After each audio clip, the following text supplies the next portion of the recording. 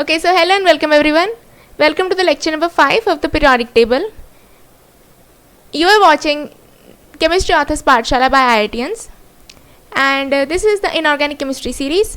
If you don't know me and if you are new to the channel, I would urge you to please visit our channel, YouTube channel का जो home page है, please visit that and subscribe to our channel so that you don't miss any notifications or you don't miss any updates regarding new videos which are being posted.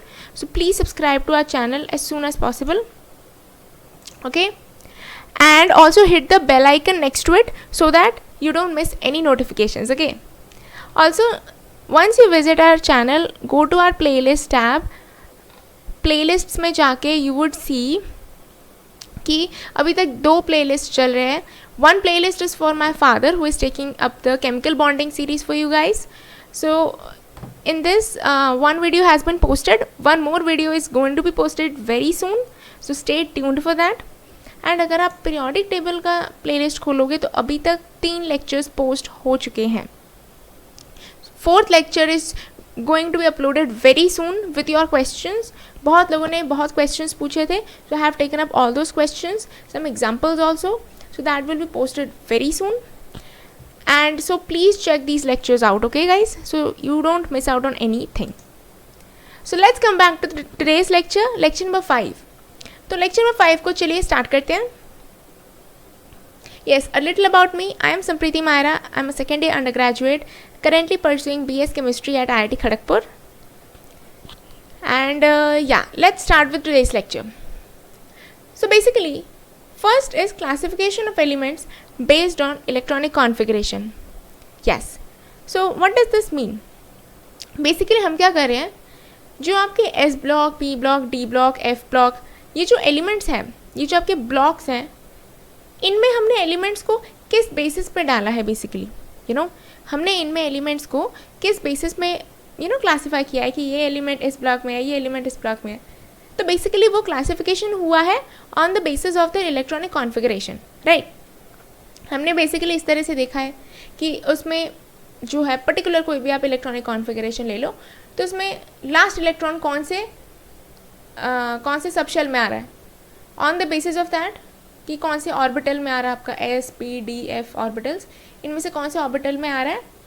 उसके हिसाब से हमने ऐसे elements को जिनका, जैसे for instance जिनका S में लास्ट इलेक्ट्रॉन आ रहा है उसको एक ब्लॉक में कंसिडर किया है. जिनका P आ रहा है, last electron is coming in P, उनको हमने एक P के साथ में क्लब किया है. तो इस तरह से हमने on the basis of the elements के इलेक्ट्रॉनिक कॉन्फ़िगरेशन हमने डिफरेंट ब्लॉक्स में इन सबको क्लासीफाई किया. Now we are going to study more about the classifications in detail. Okay, तो first of all S block elements. Let's talk about S block elements. Okay, by the way आपका S block elements is also a chapter, अलग से एक chapter है in your class 11th only. तो that is also that is also I am going to take up, either me और my father, any of us would take that chapter up. But उसके लिए you guys have to support the channel. For that you need to please hit the like button for the motivation of our team who's working super hard for you guys to provide these lectures. So some of you guys have also asked me that ma'am ये free में मिल रहा है तो is all the concepts will be cleared. तो ये एक बहुत ही common misconception है कि just because we are providing it for free that doesn't mean that हम आपके साथ में कुछ ऐसा कर रहे हैं कि हम पूरा नहीं डालेंगे. No, that's not the case. Even if it's free, see, हमारा मिशन क्या है. See, I am a second year undergraduate. My father is already an alumni of IIT Kharagpur. हमारा मिशन यही है कि chemistry should not be a subject जिसको cram करना पड़े, and especially in organic, it shouldn't be a subject कि आपको cram करना पड़े, and high quality lectures should be available for all. So for that you guys need to hit the like button so that our team gets motivated and it helps to support the channel a bit. Also, please hit the subscribe button so that you also don't miss any notifications और हमारे channel को भी support मिले, so that we guys continue to make these kind of lectures for you guys. Okay, so let's come back to the topic. तो S block elements में basically क्या होता है कि जो आपका लास्ट इलेक्ट्रॉन है ना, जो आपका लास्ट इलेक्ट्रॉन है, अगर वो आपका S ऑर्बिटल में एंटर कर रहा है तो उन एलिमेंट्स को हमने क्लब करके उनको हम S ब्लॉक एलिमेंट्स बोलते हैं. So those elements are called the S block elements. और ये जो s ब्लॉक एलिमेंट्स होता है they lie at the left side of the periodic table. यहाँ पे आपका पीरियोडिक टेबल आप देखोगे, ये जो दो ग्रुप्स है ना, these two groups lie at the left part of the periodic table, एकदम लेफ्ट में आते हैं पीरियोडिक टेबल में, एंड इन दोनों को ही मिला के इन दोनों ग्रुप्स को एक साथ हम एस ब्लॉक बोलते हैं, बिकॉज दोनों में ही आपका जो इलेक्ट्रॉन होता है, जो लास्ट इलेक्ट्रॉन एंटर करता है इनके इलेक्ट्रॉनिक कॉन्फ़िगरेशन में, that enters into the S orbital. Okay, yes. तो इसमें जो general valence shell outer most configuration होता है ना, वो NS122 होता है। बेसिकली आपका ना S में आता है ऑर्बिटल, S ऑर्बिटल में आपका लास्ट इलेक्ट्रॉन आता है। ऑल्सो S का कैपेसिटी कितना है, S का मैक्सिमम कैपेसिटी कितना होता है, मैक्स इज 2 होता है। तो the number of electrons in S can very from 1 to 2, क्योंकि मैक्स रेंज क्या है, रेंज इज 1 to 2, राइट। अगर S में 1 इलेक्ट्रॉन होगा तो हम उसको एल्कली मेटल बोलते हैं। एल्कली मेटल ये आपका फर्स्ट वाला ग्रुप है, जो फर्स्ट वाला ग्रुप है ना, हाइड्रोजन से लेके फ्रांसिनियम तक, इसको हम एल्कली मेटल्स कंसिडर करते हैं। इनका ग्रुप नंबर होता है 1, इनका इलेक्ट्रॉनिक कॉन्फ़िगरेशन होता है NS1। और अगर आपका इलेक्ट्रॉनिक कॉन्फ़िगरेशन NS2 है तो हम उसे बोलेंगे एल्कलाइन अर्थ मेटल, और एल्कलाइन अर्थ मेटल्स का ग्रुप नंबर होता है 2, तो वो होता है आपका बेरिलियम से रेडियम तक। क्लियर है? Okay, and yes they have a very strong metallic nature, and या this block belongs to metals basically. Yes, क्यों मेटल्स पे बिलोंग करता है, द रीज़न ऑल्सो इज़ कि इनका जो आप देखो, इनका पोजिशन देखो पीरियोडिक टेबल में। अभी तक मैंने आपको जो प्रीवियस लेक्चर्स में जो भी आप लोगों के साथ डिस्कस किया है, उसके बेसिस पे इतनी समझ हमको आ गई है कि जो पीरियोडिक टेबल में हम जैसे ही लेफ़्ट टू राइट जाएंगे इन अ पीरियड, तो आपका इलेक्ट्रोनेगेटिव नेचर बढ़ेगा एंड इलेक्ट्रोपॉजिटिव नेचर घटेगा। So the element which lies to the left of the periodic table वो सबसे ज़्यादा मेटालिक होगा, सबसे ज़्यादा इलेक्ट्रोपॉजिटिव होगा। That's why your S block basically consists of metals which have a strong metallic nature. Clear है? I hope यहाँ तक चीज़ें एकदम क्लियर है। अगर क्लियर है तो please hit the like button. Okay, अभी लाइक्स बढ़ना चाहिए। ओके यार, मैंने पिछले वीडियोस पे देखा है, you guys are so active यार। आपको you guys ask really good questions and I really get motivated in answering those questions, but the thing is you guys need to hit the like button so that I get motivated and मुझे पता चलता रहे कि आपको समझ में आ रहा है। ओके ओके, तो ये एस ब्लॉक एलिमेंट्स के बारे में ये हो गया है। ये बेसिकली इनके मतलब इनका जो basis, on the basis of which they are classified in S block elements, वो हम लोगों को क्लियर हो चुका है, राइट। नेक्स्ट चीज़, जनरल कैरेक्टरिस्टिक्स। ये जनरल कैरेक्टरिस्टिक्स भी मोस्टली मैंने समझा दी हैं अपने प्रीवियस लेक्चर्स में, but still I walk you through them. Most of them show characteristic colour on flame. Now why, अभी कैरेक्टरिस्टिक फ्लेम कलर क्यों दिखाते हैं? See, how many of you have done the flame test? I am sure many of you might have done the flame test of various elements, जिसमें आप जैसे sodium वगैरह इन सब का जो है डिफरेंट कलर्स होता है। जैसे sodium gives a golden colour basically, तो potassium gives a different colour. तो ये सब चीज़ें अब आप लोगों ने कर रखा है, right. Potassium basically gives a light purple, like purplish colour anyway. तो basically why do these elements show characteristic colour on flame? देखो, पहले इसका फंक्शनिंग समझो। फ्लेम टेस्ट होता क्या है? फ्लेम टेस्ट में ये होता है कि फॉर इंस्टेंस आपका इलेक्ट्रॉन्स जो है वो ग्राउंड स्टेट में है।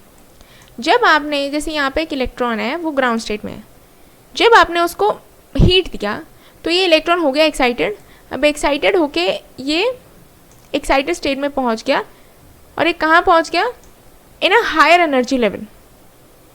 ये आपका ग्राउंड स्टेट है और ये पहुँच गया energy, like it got excited because of the heat you provided and it went to the excited energy level, but यहाँ पे at the excited energy level it is unstable।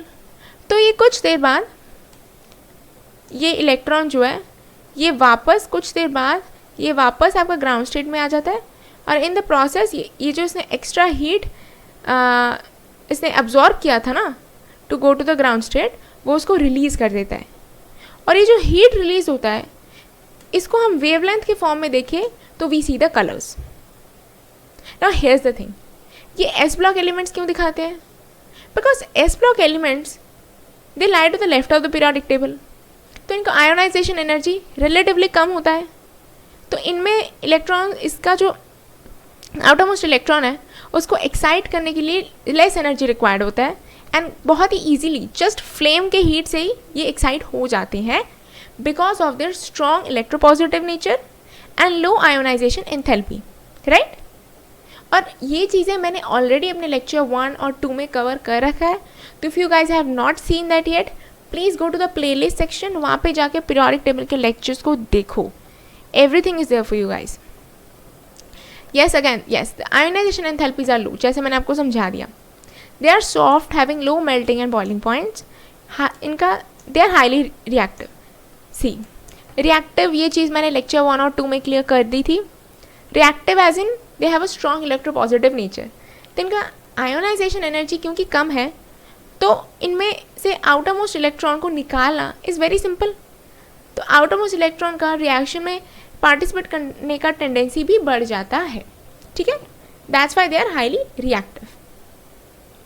They have a strong reducing character, again the same thing, because they lose a electron, इनके outer most shell में एक या दो electron जो भी होता है उसको निकालना रिलेटिवली सिंपल होता है because of their lower ionisation enthalpy.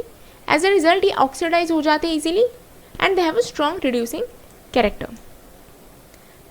Next is most of them form ionic compounds, again because of their strong electropositive nature and low ionization enthalpies.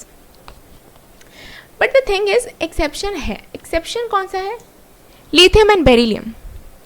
now आप पूछोगे यार lithium और beryllium में exception क्यों?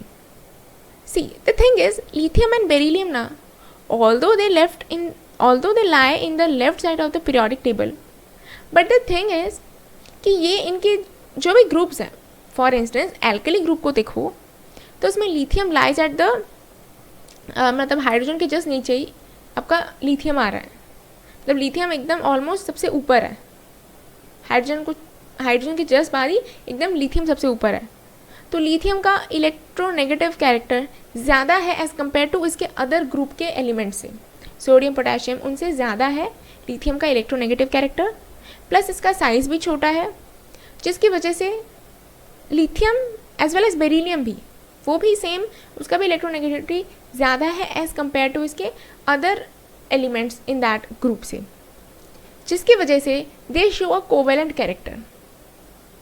इनका ionisation enthalpy भी थोड़ा ज़्यादा होता है एज़ कम्पेयर टू इनके रिमेनिंग ग्रुप के एलिमेंट से। दैट इज़ द रीज़न कि ये आपके जनरली कोवेलेंट कंपाउंड्स की तरफ इनका ज़्यादा टेंडेंसी रहता है। क्लियर है? सो आई होप ये स्लाइड आप लोगों को पूरी तरह से क्लियर हो गया है। Let's move to the next one. Yes, next is the p block elements. तो बेसिकली पी ब्लॉक एलिमेंट्स, सबसे पहले मैं आपको बता दूं पी ब्लॉक एलिमेंट्स कौन से हैं इन द पीरियोडिक टेबल। तो जो आप ये वाला देख सकते हो ना, ग्रुप नंबर 13 से 18 तक, ये आपका पी ब्लॉक है। क्लियर है? इसमें होता यूँ है कि आपका जो लास्ट इलेक्ट्रॉन होता है वो आता है आपका sp ऑर्बिटल में, तो एज अ रिजल्ट हम उन एलिमेंट्स को पी ब्लॉक के अंदर कंसिडर कर लेते हैं। ठीक है guys? So remember P block starts from group number 13 to 18. Okay, so this block lies in the right most side of the periodic table. अगर आप ध्यान से देखो, ये पी ब्लॉक आपका सबसे राइट मोस्ट साइड पे है, तो इसका मतलब यहाँ पे होने वाले एलिमेंट्स का इलेक्ट्रोनेगेटिविटी थोड़ा ज़्यादा है एंड आपका आयोनाइजेशन एंथैल्पी भी थोड़ा ज़्यादा है एज़ कम्पेयर टू आपका एस ब्लॉक से। यस, और इनका जो जनरल वैलेंस शेल कॉन्फ़िगरेशन है वो क्या होगा? देखो, पी ब्लॉक में है यानी कि इसने पहले एस को कंप्लीट किया है, उसके बाद ही पी पे आया है, और पी की कैपेसिटी मैक्सिमम कितनी होती है? 6, मिनिमम तो रेंज कहाँ से स्टार्ट हो रहा है? 1 to 6। ठीक है, this is the general valence shell electronic configuration for p block. होता कहाँ से है, ग्रुप नंबर 13 to 18. कूल. इसमें द थिंग इज मिक्सचर होता है. ये जो आपका पी ब्लॉक है ना, इसमें मिक्सचर ऑफ एलिमेंट्स होता है इन द सेंस कि यहाँ पे सारे मेटल्स नहीं हैं, यहाँ पे सब मेटल्स भी हैं, सब metalloids and rest are non metals. ठीक है. And one more thing, s block and P block को कलेक्टिवली हम रिप्रेजेंटेटिव एलिमेंट्स भी बोलते हैं. तो remember this point, it might be helpful for you. फिर आप सोचो कि यार रिप्रेजेंटेटिव एलिमेंट्स क्या होता है, तो इट्स जस्ट नथिंग. आपका एस और पी ब्लॉक दोनों को इकट्ठे कंसिडर करो, so that is the representative elements. Okay. Yes. Now let's see the general characteristics of P block elements. अच्छा, पी ब्लॉक एलिमेंट्स के बारे में मैंने आपको क्या बताया कि because they lie in the right side of the periodic table, तो इनका इलेक्ट्रोनेगेटिव कैरेक्टर थोड़ा ज़्यादा होता है एंड आयोनाइजेशन एंथैल्पी थोड़ा ज़्यादा होता है as compare to s block. ठीक है. तो इसका मतलब they have a more tendency to show covalent character. ठीक है. इसीलिए आपके पी ब्लॉक में जनरली आपके कोवेलेंट कंपाउंड्स दिखते हैं, अनलाइक एस ब्लॉक जहाँ पे आपके आयोनिक कंपाउंड्स मोस्टली थे. राइट. तो ये चीज़ क्लियर हो गई है. Next is the D block elements. ठीक है. तो अगेन डी ब्लॉक एलिमेंट्स मैं आपको सबसे पहले दिखा देती हूँ पीरियोडिक टेबल में. थोड़ा कचड़ा हो गया है, इसको साफ कर देते हैं. हाँ, तो आपका जो ये 3 to 12 है ना, जो आपका ग्रुप नंबर 3 to 12 है, इसी को हम डी ब्लॉक कंसिडर करते हैं. इसमें आने वाले एलिमेंट्स को हम डी ब्लॉक कंसिडर करते हैं. क्लियर है. सो what happens in this is, if the last electron enters into the d orbital of the penultimate shell, the elements are called as the d block elements. Clear है. अगर ये आपका d orbital में आ रहा है of the penultimate shell, ठीक है. अच्छा, यहाँ पे आप लोगों को एक चीज़ दिमाग में आ सकता है कि यार what is the penultimate shell. तो penultimate shell is the shell just before the valence shell, यानी पेनल्टीमेट शेल आपका होता है सेकेंड लास्ट शेल. ठीक है. तो अगर आपका लास्ट इलेक्ट्रॉन आ रहा है in the d orbital of the second last shell, then उन एलिमेंट्स को हम डी ब्लॉक एलिमेंट्स कंसिडर करते हैं. क्लियर है. एंड आपने तो इसको ही जस्ट याद रखना है. ठीक है. Otherwise on the whole this is the whole thing कि if the last electron enters in the d orbital of your penultimate shell, which is the second last shell, or you can say the shell just before the valence shell, then उन elements को हम d block elements consider करते हैं except thorium. Okay? Okay. इसका general configuration क्या होता है? The general configuration is this one. इसका general configuration ऐसा है कि S तो आपको पता है 1 से 2, मतलब S का रेंज क्या होता है, मैक्सिमम दो इलेक्ट्रॉन्स हो सकते हैं. तो the range is 1 to 2 and since मैंने आपको बोला it is the second last shell, तो यहाँ पे इसीलिए n-1 D, और D का मैक्सिमम कैपेसिटी कितना होता है, लेक्चर 1 में मैंने बोला था मैक्सिमम कैपेसिटी इज़ 10. सो इसका रेंज होगा 1 to 10. Okay okay. सो इसमें आपका ग्रुप 3 to 12 होता है जो आपका पीरियोडिक टेबल में डी ब्लॉक के अंडर आता है.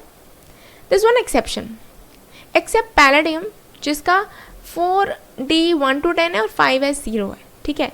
दिस इज़ एन एक्सेप्शन जहाँ पे आपका 0 है, तो यू कैन अंडरस्टैंड दैट. ठीक है.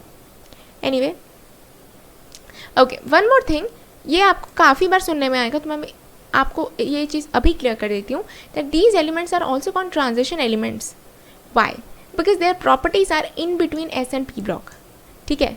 तो क्योंकि ये एस और पी ब्लॉक दोनों के बीच में आता है, प्लस इनकी जो प्रॉपर्टीज़ होती हैं, इनकी जो एलिमेंट्स हैं उनकी properties are in between S and P block elements properties. ठीक है. That's why these are known as transition elements, कि they act as a bridge between S and P block. Okay. तो तभी इसको ऐसे ट्रांजिशन बोल रहे हैं, transition elements. Okay. All the transition elements are metals and they mostly form coloured complexes और ions. ठीक है. D block elements are divided into further 4 series, yes, चलो इसको जानते हैं. तो d block elements are basically divided into these 4 series. देखते हैं एक सीरीज़ को अच्छी तरीके से. So first is your first transition series. Basically आपका जो डी ब्लॉक होता है ना, वो स्टार्ट होता है आपका 4th पीरियड से. ठीक है, तो जो आपका 4th पीरियड है, तो जो ये आपका 4th पीरियड है ना, उसको हम फर्स्ट ट्रांजिशन सीरीज बोलते हैं, राइट. जो 5th पीरियड है उसको हम सेकेंड ट्रांजिशन सीरीज बोलते हैं. जो 6th पीरियड है उसको थर्ड ट्रांजिशन सीरीज बोलते हैं. और जो 7th पीरियड है उसको हम 4th ट्रांजिशन सीरीज बोलते हैं. तो बेसिकली अब स्टार्ट ये 4th पीरियड से हो रहा है, बट 3D ऑर्बिटल्स में इसमें फिलिंग स्टार्ट होती है. So filling of electron start in the 3D orbitals. ठीक है, इसमें 10 एलिमेंट्स है आपका स्कैंडियम से जिंक तक. ठीक है, ये चीज़ क्लियर होगी है. अब आते हैं हम अपना जो 5th पीरियड है, उसमें होता है filling start from the 4D orbitals. Okay, इसके टोटल 10 एलिमेंट्स होते हैं. Next comes the third transition series. Third transition series आपका 6th पीरियड होता है, जिसमें अगेन 10 एलिमेंट्स होते हैं, लैंथेनियम से हैफिनियम से मरकरी तक. ओके, इसमें फिलिंग होगा 5D ऑर्बिटल से. एंड लास्ट में आपका आ जाता है 4th ट्रांजिशन सीरीज, जो कि आपका 7th पीरियड होता है. इसमें आपका जो इलेक्ट्रॉन फिलिंग है वो 6D ऑर्बिटल से होता है. And this is incomplete. और ऐसा क्यों है हम वो आगे डिस्कस करेंगे. ओके, क्लियर है. सो आई होप यहाँ तक आप लोगों को चीज़ें एकदम क्लियर हो चुकी है. ठीक है, okay. So general characteristics of the D block elements ये जान लेते हैं. So they have a good tendency to form complex compounds. They can exhibit several oxidation states. अच्छा, why do they have these two properties? ये भी just because इनकी properties हैं तो इनको क्रैम नहीं कर लेना है. You should understand the working कि ऐसा क्यों होता है. ठीक है, तो basically why do they have a tendency to form complex compounds और why do they form several oxidation states? इसका मेन रीज़न ये है कि डी ब्लॉक एलिमेंट्स के पास डी ऑर्बिटल्स होते हैं. इनके जो डी ऑर्बिटल्स होते हैं, because of that they can expand their octet and ये इलेक्ट्रॉन्स को ईजिली अकोमोडेट कर सकते हैं in their valence d shells. इनके पास काफ़ी जगह होती है where they can accommodate, because of which इनकी जो टेंडेंसी होती है कॉम्प्लेक्स कंपाउंड फॉर्म करने की. इवन मेटल कॉम्प्लेक्सेस जो होते हैं, जो आगे आप कोऑर्डिनेशन कंपाउंड्स में पढ़ेंगे, वो बेसिकली इनके डी ऑर्बिटल्स के प्रेजेंस की वजह से होता है. Because you have enough space to accommodate electrons, right? And also they can exhibit several oxidation states because of this only, right? ज़रूरत पड़ी तो they can always expand their octet, right? Because they have their D shells. Okay? Mostly they are used as catalyst. Again, coordination compounds में आप इसे पढ़ोगे. They have high melting and boiling points. Again, because they have metallic nature.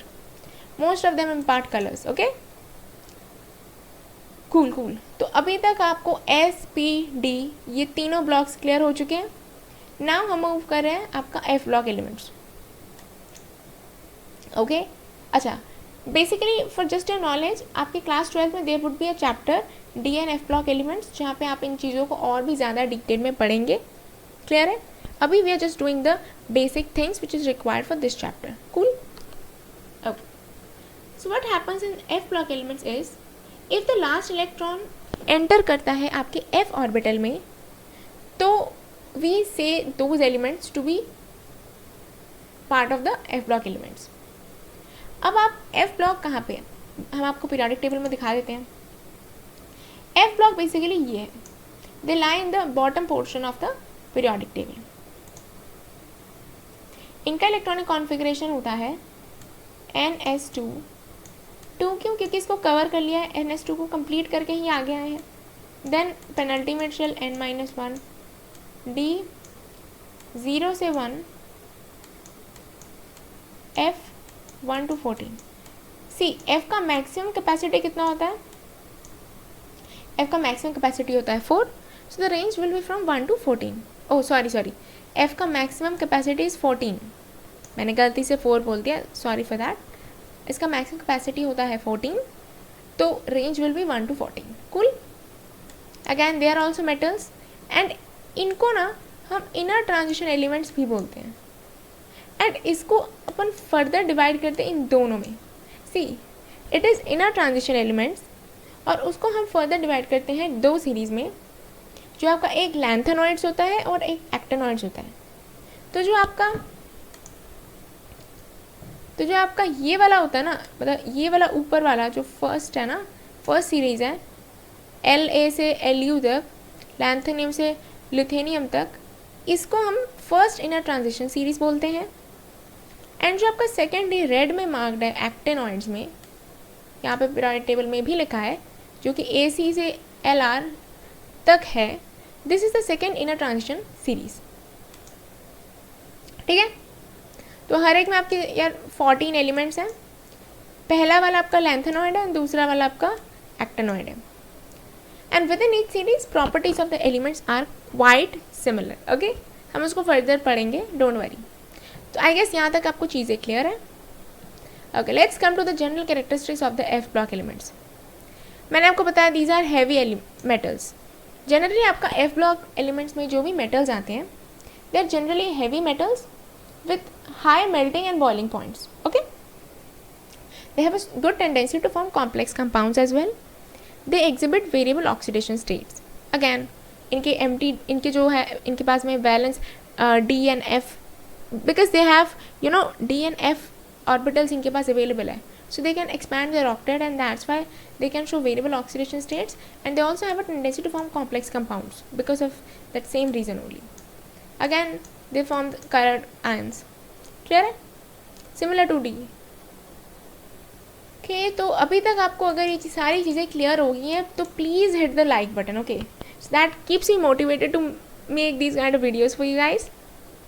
Okay, this is a quick revision. अभी तक हमने जो कुछ पढ़ा है, लेट्स रिवाइज इट, बिकॉज इसके बाद आने वाले हैं examples which we are going to solve together. तो एस ब्लॉक में आपका इलेक्ट्रॉनिक कॉन्फ़िगरेशन क्या होता है, NS1 to 2, groups is 1 to 2। P block में NS2 NP 1 to 6, 13 to 18 है आपका ग्रुप। D ब्लॉक में D 1 to 10, N-1 पेनल्टीमेट है, सेकेंड लास्ट शेल, इसका ग्रुप होता है 3 to 12। F ब्लॉक में N-2 F 1 to 14, N-1 this D वाला, and then NS2, so the group is 3। इसमें माइंडेड इसका ग्रुप का रेंज नहीं है, it is only the third group. I will show you the reason why. यहाँ पे आप देखो, ये जो आपका थर्ड ग्रुप है ना, इसको गौर से देखो। थर्ड ग्रुप में यहीं पे एक्चुअली जो एलिमेंट्स प्रेजेंट होने चाहिए थे, वही फर्दर आपके इनर ट्रांजिशन एलिमेंट्स में दो inner, first inner transition series और सेकेंड इनर ट्रांजिशन सीरीज में डिवाइड हो चुके हैं। ठीक है, that's why the f block is under the third group.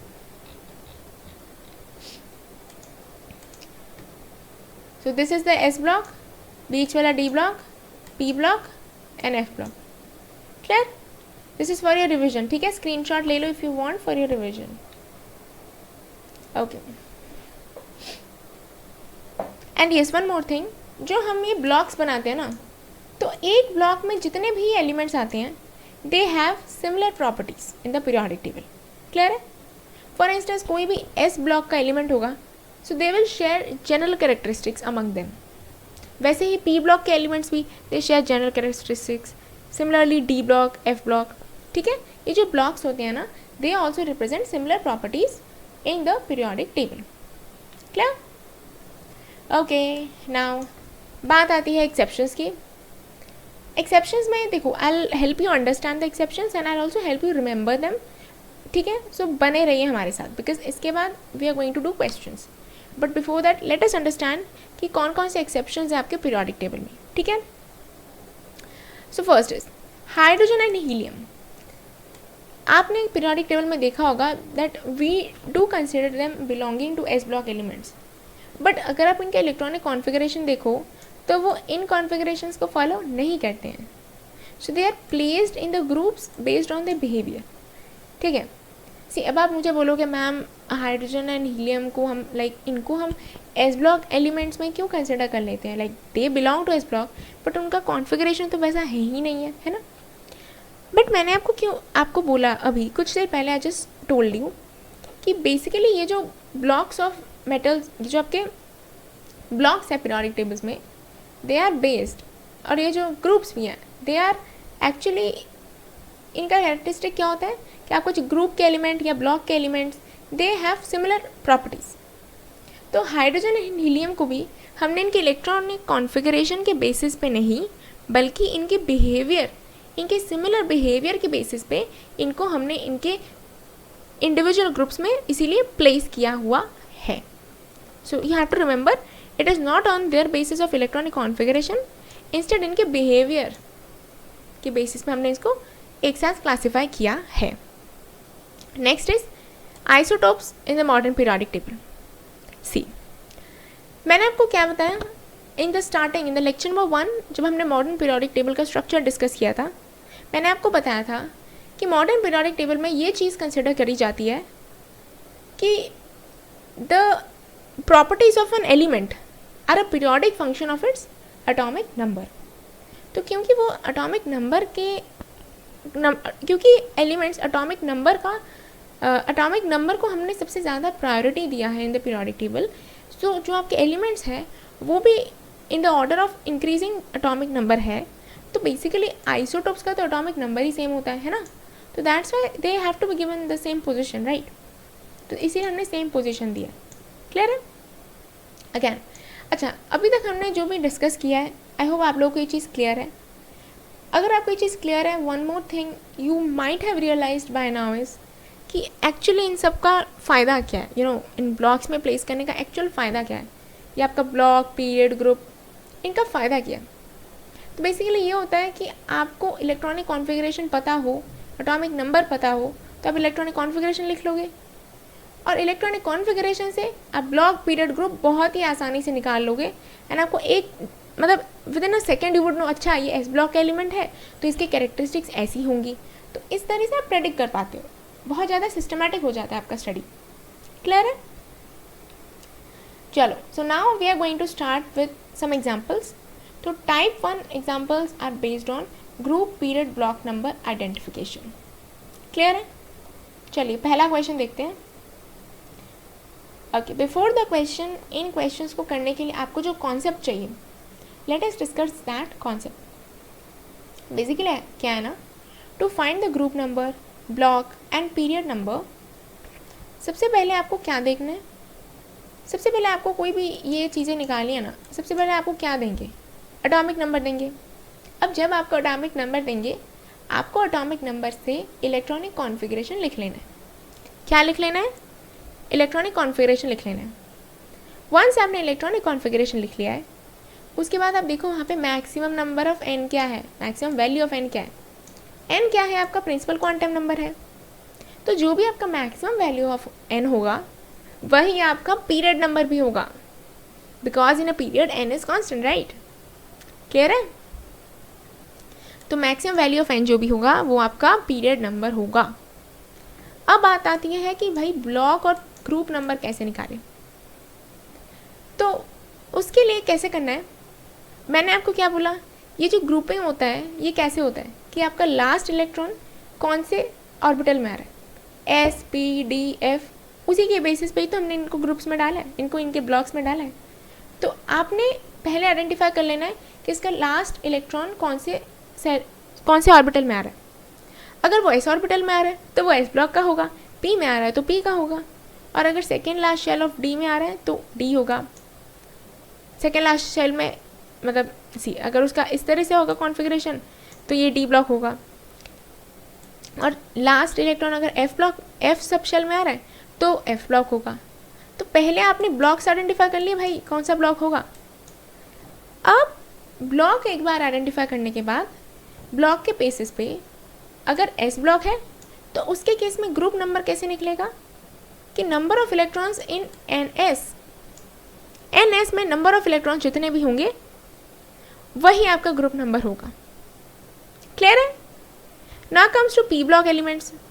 P block आपने आइडेंटिफाई कर लिया कि आपका लास्ट इलेक्ट्रॉन पी ब्लॉक में आ रहा है, तो नंबर ऑफ इलेक्ट्रॉन्स देख लो आपके एन एस में, प्लस करो एन पी के इलेक्ट्रॉन्स प्लस 10। वैसे 10 क्यों? क्या आपने देखा कि पी ब्लॉक आपका एक्चुअली ना 13 to 18 है, ठीक है ना, तो आपको इसलिए लास्ट में 10 ऐड करना पड़ेगा। क्लियर है? अच्छा, next is D block. D में आपने एक बार देख लिया कि आपका जो पेनल्टीमेट शेल में इलेक्ट्रॉन डी में आ रहा है, तो उसके बाद में आपने इसका ग्रुप नंबर कैसे आइडेंटिफाई करना है कि आपने number of electron in n s plus n-1 d, इन दोनों को ऐड कर लो, you will get the group number. F block में the thing is very simple. आपको पता है एफ ब्लॉक में क्या है, 2 ही पीरियड्स हैं, तो जो 2 पीरियड्स हैं ना, ये स्टार्ट होता है 58 से 71। इसका ग्रुप नंबर आपको पता है, द ग्रुप नंबर इज़ 3। मैंने आपको अभी दिखाया था, कुछ देर पहले मैंने दिखाया था आपको। और 7th पीरियड वाला स्टार्ट होता है 90 से 103। ठीक है, क्लियर है? तो आई होप यहाँ तक आप लोगों को चीज़ें एकदम क्लियर हैं। कूल, चलो now let's start with the questions. So this is one question, this is the first question, question number 1. Read the question. An element with atomic number 20, क्या given है? Atomic number given है, will be placed in which period and which group. यानी कि आपको यहाँ पे period and group बताना है। क्लियर है? तो I would request you all to please pause the video and try it out once.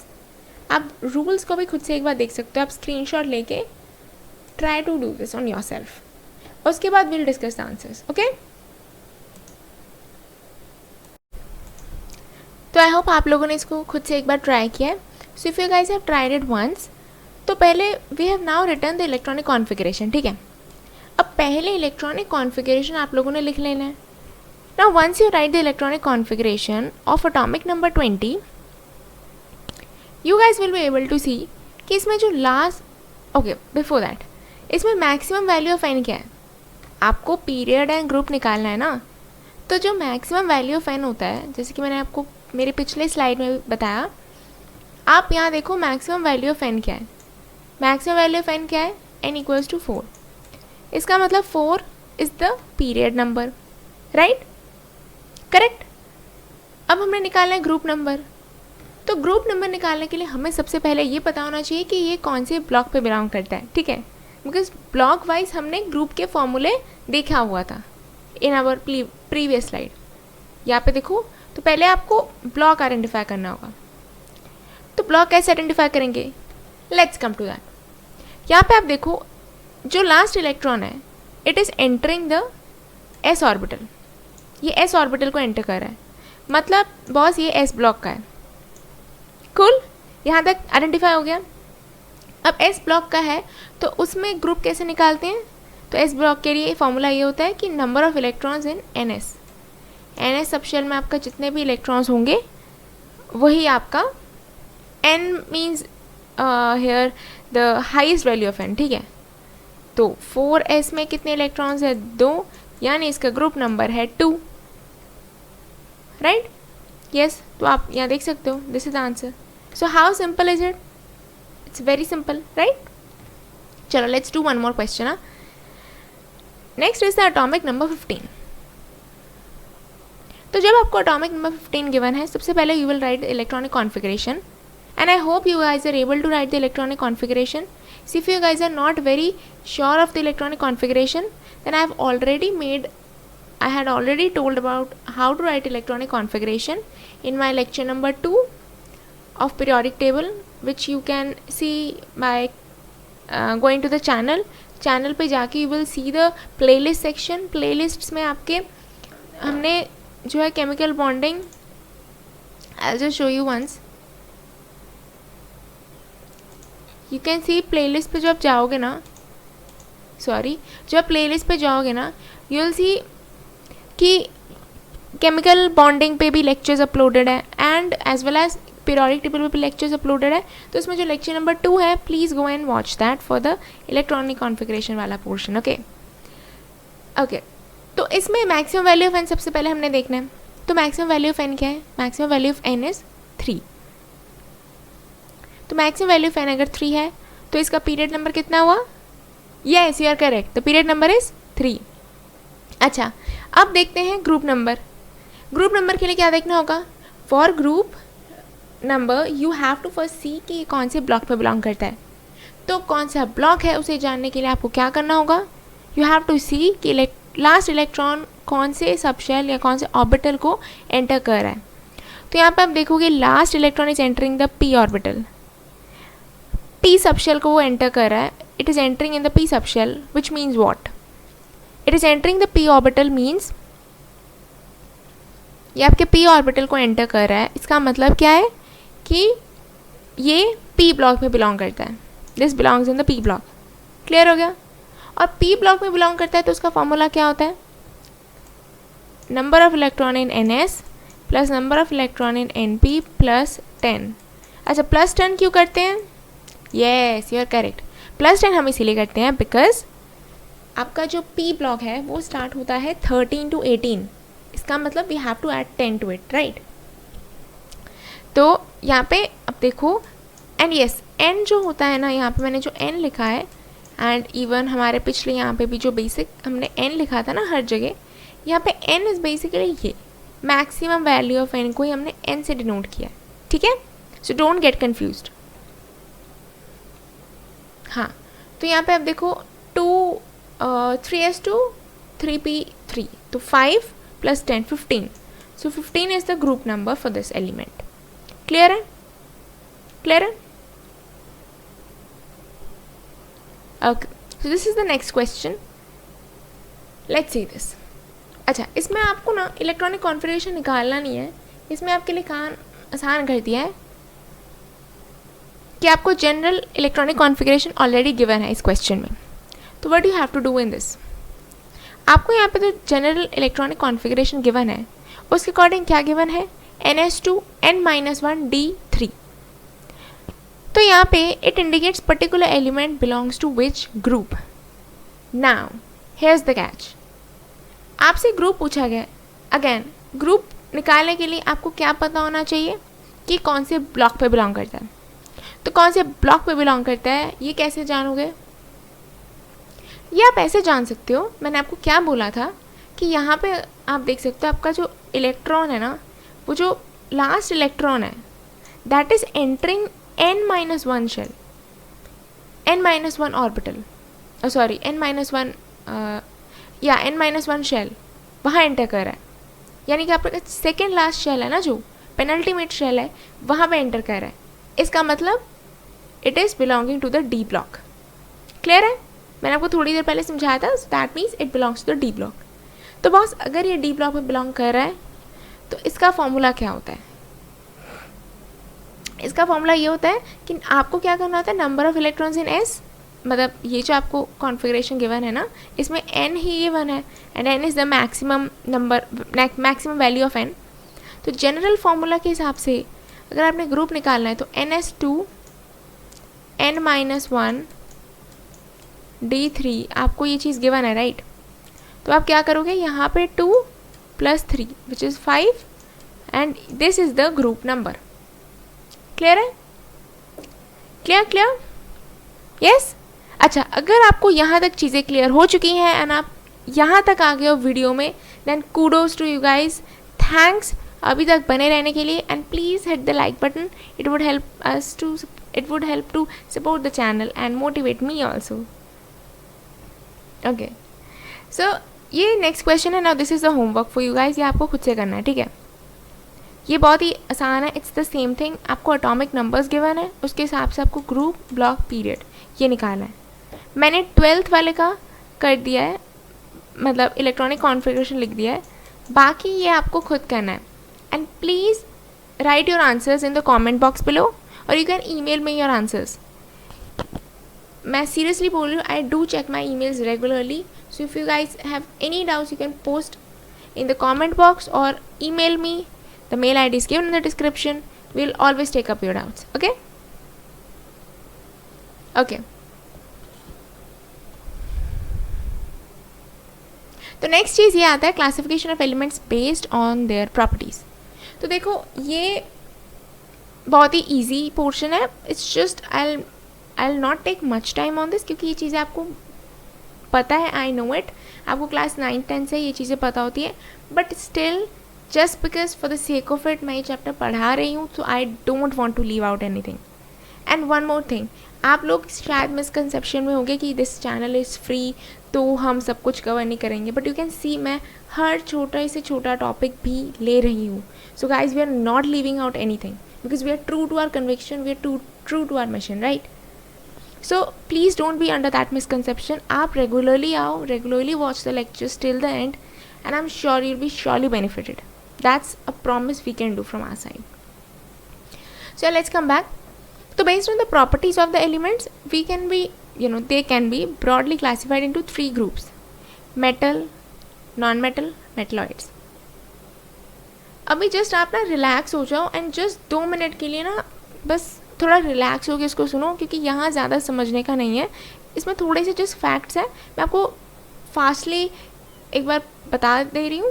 You just sit back and relax and listen to it, okay. तो पहले बात करते हैं मेटल्स की.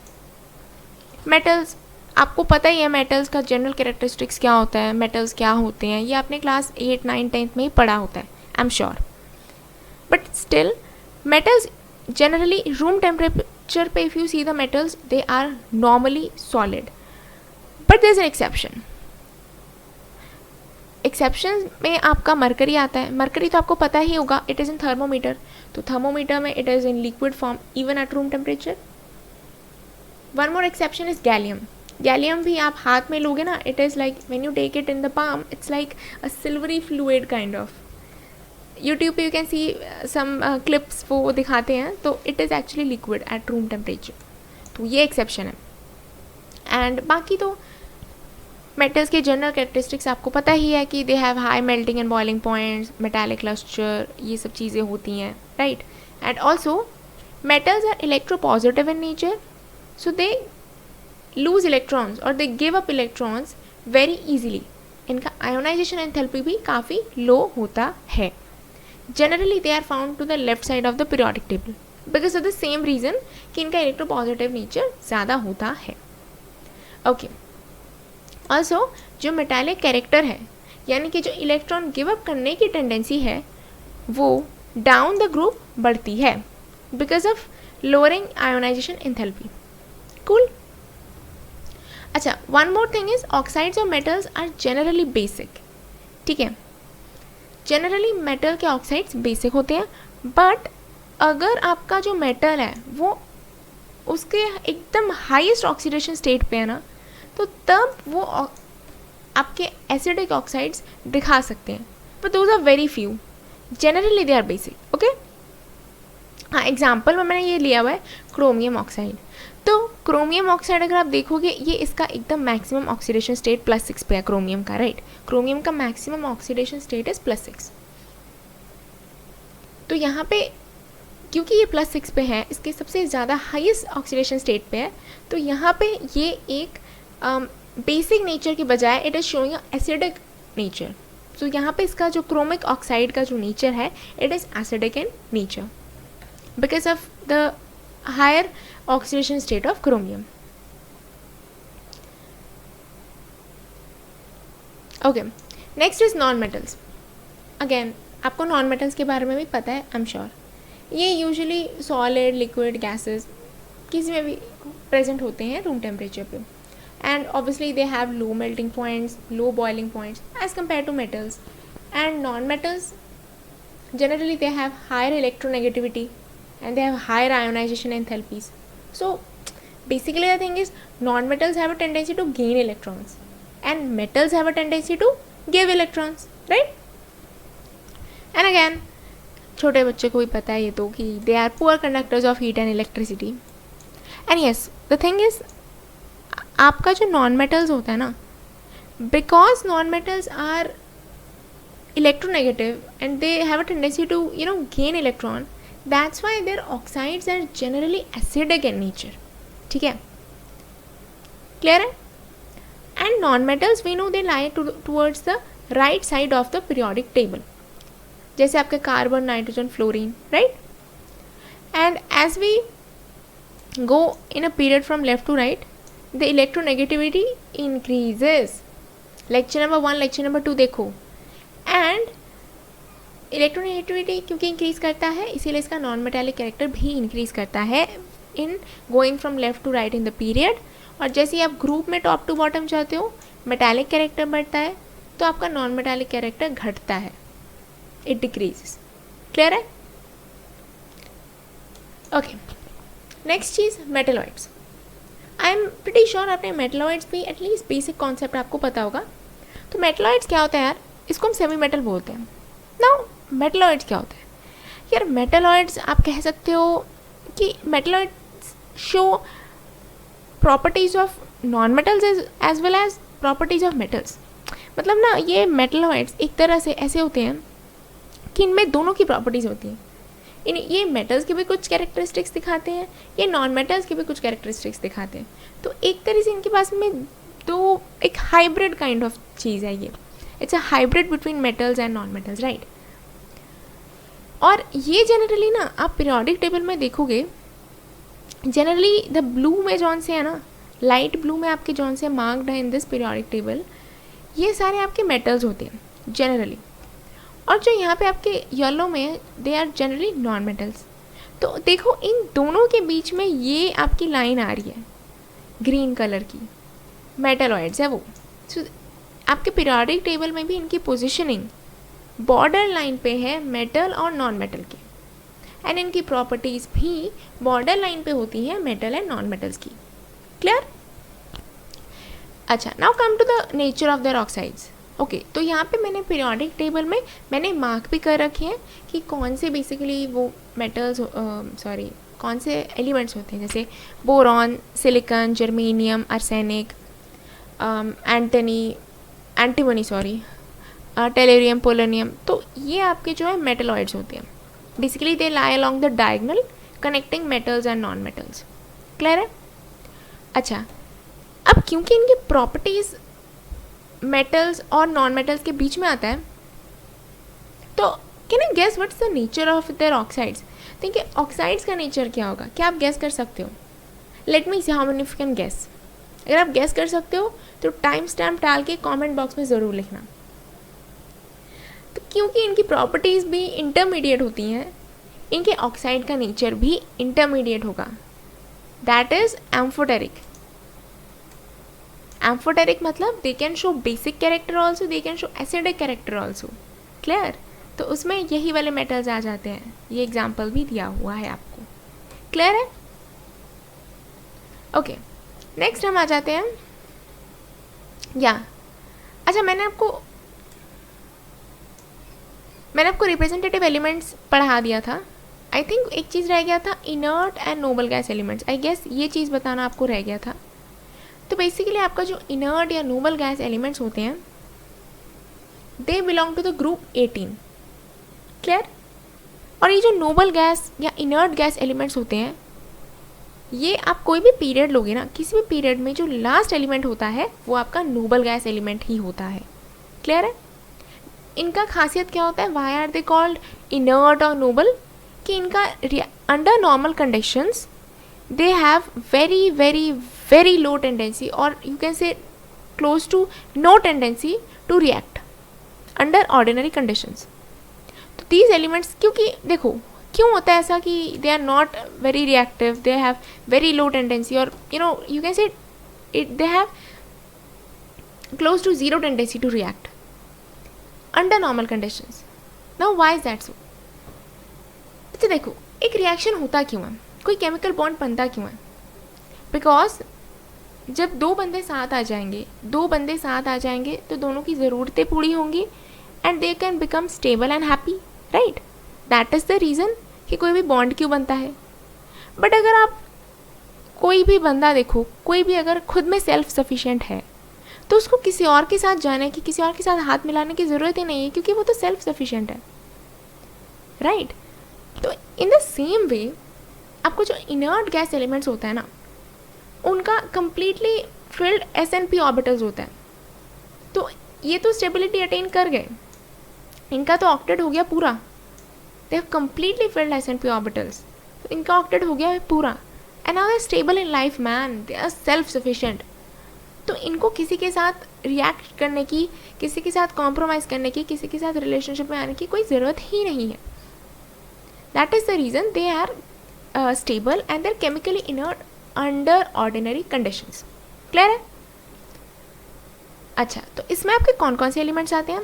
I can show in the periodic table only. एक second. हाँ, इसमें ये आपका ग्रुप 18 है ना, तो इसमें आपका हीलियम से लेके रेडियम तक ये सारे एलिमेंट्स आ जाते हैं. क्लियर है? ये आपका this is actually a group 18. Clear है? ओके.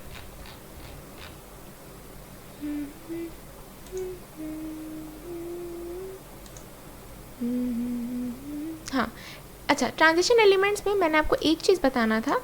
द थिंग इज, मैंने आपको बोला कि आपके जो डी ब्लॉक एलिमेंट्स होते हैं वो होते हैं transition elements. But here is a catch. Transition elements का एक्चुअल मतलब डी ब्लॉक एलिमेंट्स नहीं होता है. ट्रांजिशन एलिमेंट्स का खुद का एक अलग मीनिंग है. ट्रांजिशन एलिमेंट्स का मतलब ये होता है, हाँ, इतना मीनिंग तो है कि transition elements actually they act as a bridge between your S and P block. वो चीज़ वहाँ तक ठीक है.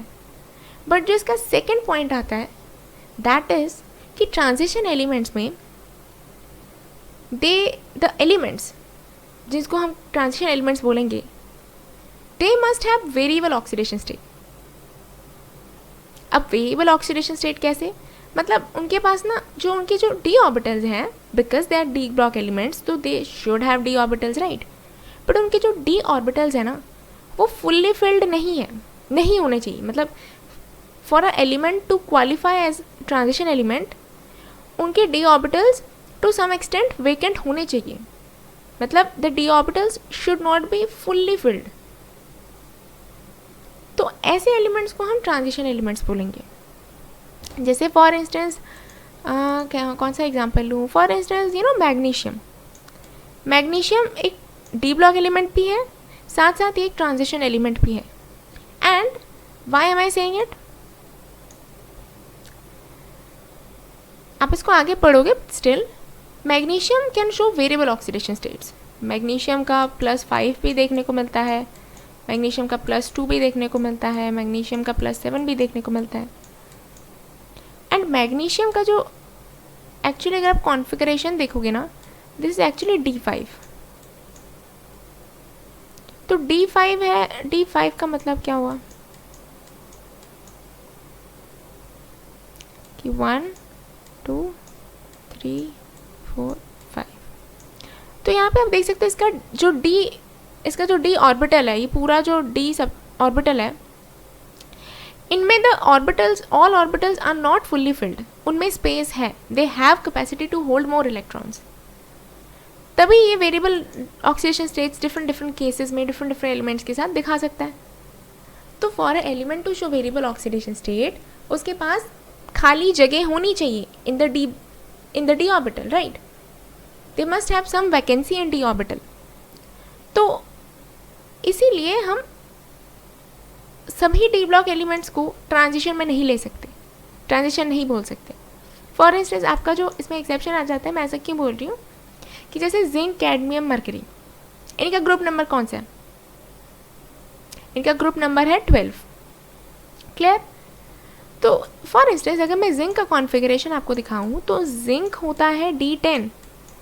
भाई साहब, D10 पूरा हो गया. डी का जो भी मतलब डी की कैपेसिटी फुल हो चुकी है, हाउस फुल हो गया, तो जगह नहीं है बॉस. तो it doesn't have any vacancy. तो ये इलेक्ट्रॉन्स को एकोमोडेट कैसे करेगा? नहीं कर पाएगा ना. तो ये वेरिएबल ऑक्सीडेशन स्टेट भी नहीं दिखा पाएगा. दैट्स वाई हम जिंक को ऑब्वियसली एक डी ब्लॉक एलिमेंट तो बोल सकते हैं, because it has D orbital है उसके पास. बट क्योंकि डी ऑर्बिटल में भाई साहब हाउसफुल है, जगह नहीं है, दैट्स वाई ये वेरिएबल ऑक्सीडेशन स्टेट नहीं दिखा सकता, और इस वजह से हम इसको ट्रांजिशन एलिमेंट नहीं कंसिडर करते. क्लियर है? Clear. Okay. Okay, now let's come to the next topic, that is naming of super heavy elements. Basically आपके जो एटॉमिक नंबर अबव 100 हो जाता है ना, तो वहाँ पे आपके जो एलिमेंट्स होते हैं वो सुपर हैवी होते हैं, और उनके नेमिंग के लिए हमने, और उनमें से क्या होता है ना, उनमें से बहुत सारे एलिमेंट्स अभी तक डिस्कवर भी नहीं हुए हैं.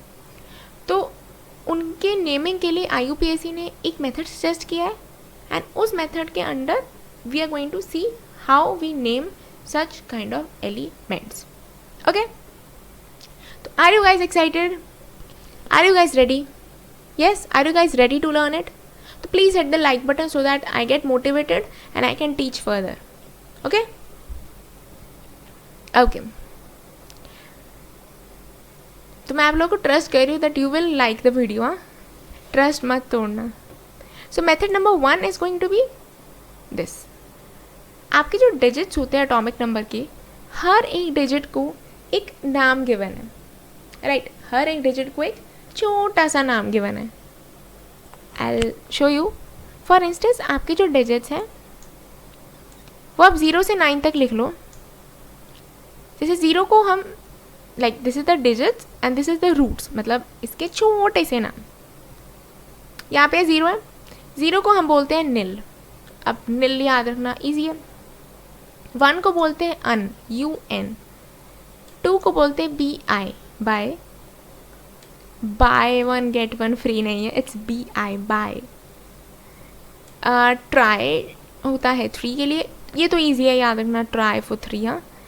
4 इज क्वाड, क्वाड तो आपको याद रहता है 4 के लिए. 5 इज पेंट, ये भी याद रहेगा. 6 इज हेक्स, याद रहेगा.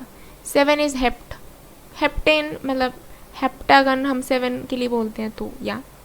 8 is for octa, that is तो क्लियर, ऑक्टागन होता है 8 के लिए. 9th is ENN. ओके, अच्छा.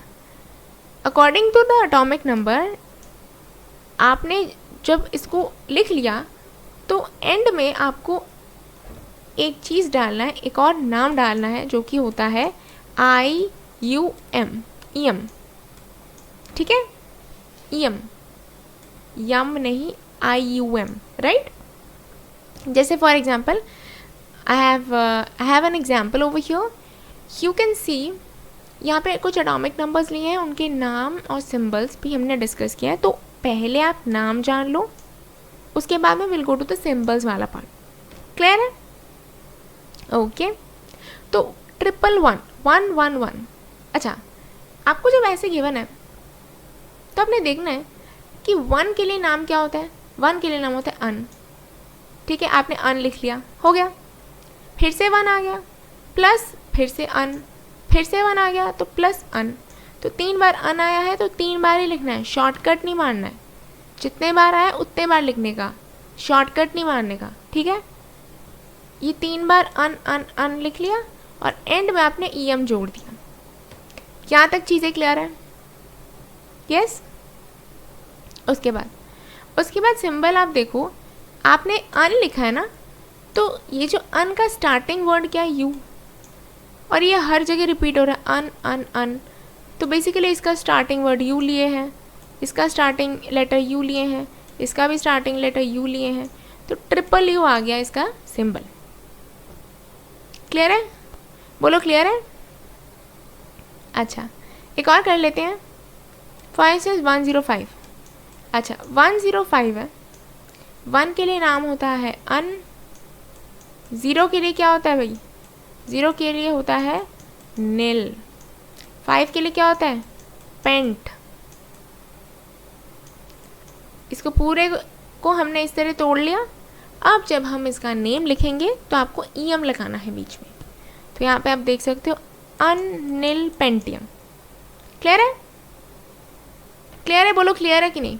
Clear? Okay, I am sure आप सबको ये क्लियर है.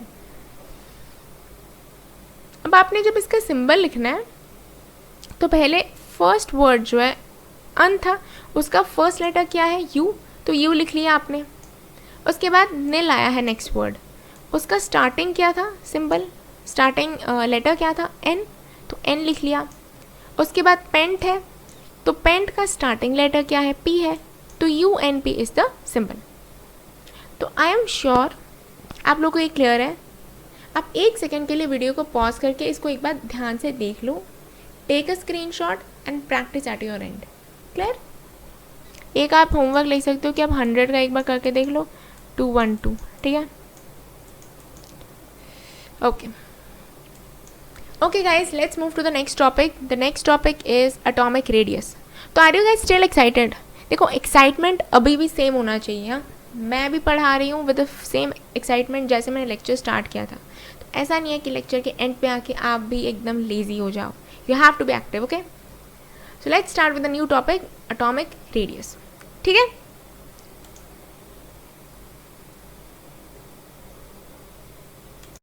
Okay, so that's it for today guys. Atomic radius wala topic is something we are going to start with in the lecture number 6, which is going to be posted very soon. But before that, make sure to hit the like button if you really like today's lecture, because it helps to support the channel a bit, and it also motivates our team to make such kind of content for you guys. Also, one more thing, please don't forget to subscribe to our channel so that you guys don't miss any updates. Okay, and also hit the bell icon next to the subscribe button so that you always get notified about any new updates.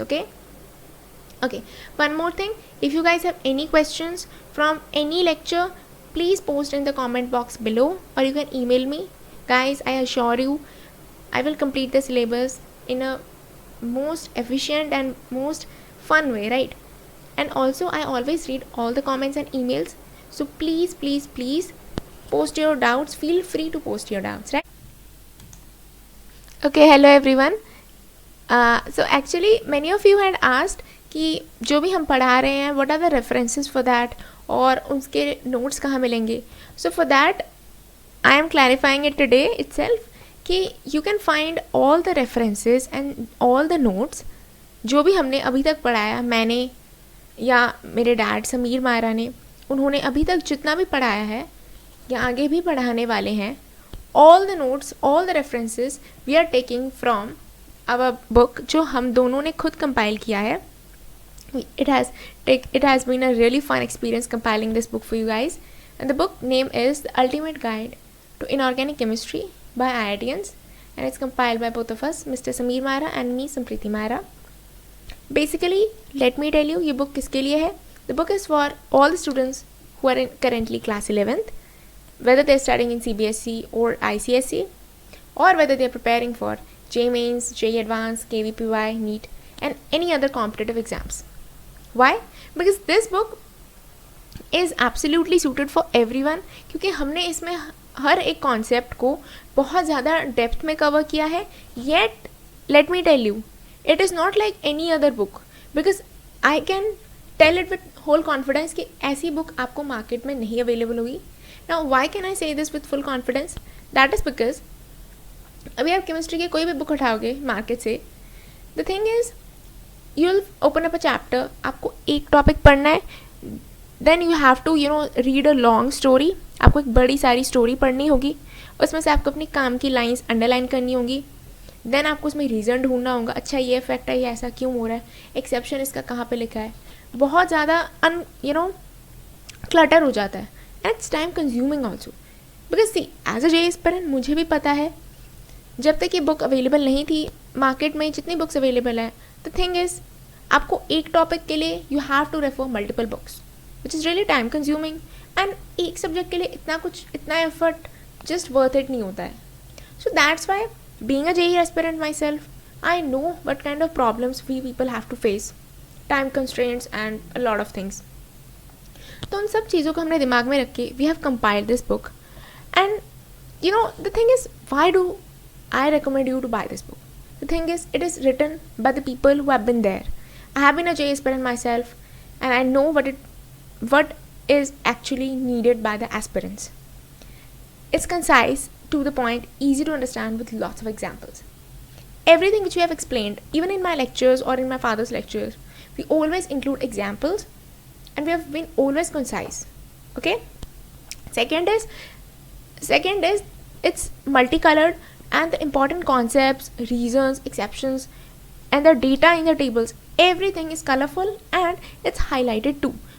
So you don't need to sit and underline each and every line. No, in that way we are saving your time by already highlighting and underlining the things which you need. And also this book serves as a textbook plus problem solving, जो normally नहीं होता, because we have to refer a book for reference and एक दूसरा हमें module करना होता है for questions. Not at all required, because इसमें आपका थ्योरी भी है प्लस क्वेश्चंस भी है, right? And that's why I would recommend it highly for you guys, and please buy it ASAP. I would request you all. The link for the website could be found in the description box below, and in the website also in the description I have given the Amazon and Flipkart links जहाँ पे book available है. आप website पे भी check कर सकते हो, वहाँ पे भी links available है. Also if you guys want to preview the book before buying, उसका भी option है. So when you open the website, आपको यहाँ पे जो PDF लिखा है ना, वहाँ पे आप क्लिक करना and this will open up in a new window और आपको एक PDF मिलेगा, sample PDF. So there you can understand जो चीज़ें मैंने अभी तक बोली, why they are helpful for you guys. So you can see how multi coloured and ये जो नोट्स वगैरह है, all exceptions, everything have been coloured. You know, you can see the things yourself, how concise it is. ये चीज़ें normally एक बड़ी story में लिखी होती हैं and it's just very time consuming. I have been there, I have read such things, मुझे पता है. See for yourself. देखो यहाँ पे रीज़न किस तरह से दिया हुआ है. We have not written a story, everything is really concise, you know. Yeah, so that's all for today. Thank you all for your time and attention. Any questions, please comment in the comment box or you can email your doubts. Thank you.